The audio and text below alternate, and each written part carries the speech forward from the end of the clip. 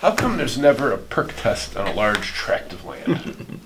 Well, sometimes there are. It's not a never, but it's rare. Sometimes there's soils evaluations, which are important. So Chatham County rural properties rarely have municipal sewer, and so we're dependent on private septics.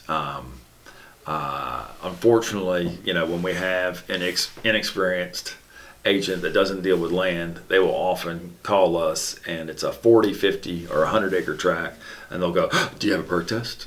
And we're like, "Okay, how the hell am I supposed to know where someone wants to put a house on a 40, 50, or 100 acre tract?" That is not a smart question for the other agent to be asking. So we have an office policy. If it's less than 20 acres, it's mandatory for us to get a perk test. If it's more than 20 acres, there's no way we could possibly determine where someone want to build their house. So we don't consider it necessary. One of the problems with internet and all the RSS feeds off of MLS is that they will take that data, and even though it's 40, 50, or 100 acres, it'll say perk test, and it'll say no. And some of the websites will read that as does not perk, which is unfair to the property. But it's ridiculous to get a large tract to perk. If it's a large tract that has potential for a major subdivision, for instance, I just did a 100-acre tract on Mans Chapel Road. That was clearly, when that property sold, it wasn't going to be a farm. It wasn't going to be an equestrian property. That was going to be for a major subdivision.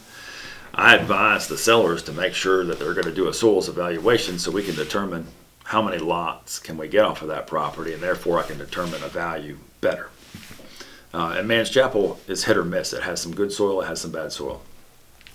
The family that I represented did not want to put another 20, 40 grand into the property to get that soils evaluation, because that's how much it would cost on a 100-acre tract. So they said, "No, Eric, we're going to sell it as is."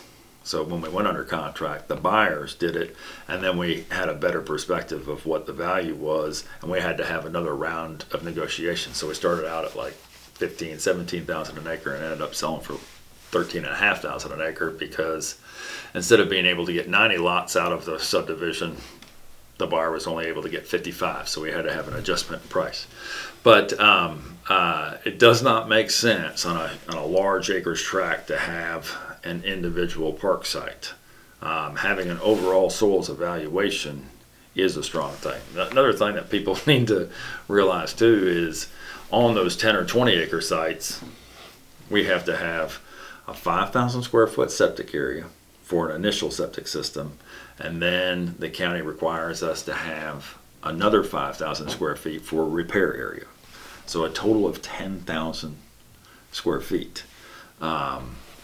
A 10-acre tract is approximately 500,000 square feet. So out of the 500,000, there's 10,000 square feet on that entire property. The only place you can't put your home is where those two 5,000s are. You can put your house anywhere you want and then somehow get the effluent to the septic system, either by pump or by gravity feed or whatever. So, people are so concerned, "Oh, I need to move the septic site because that's not where I want my house." You can put your house wherever you want. You just can't put it on top of that septic system. So agents and buyers need to know that on large tracts, we do not have individual perk permits, and to ask for such makes you look silly.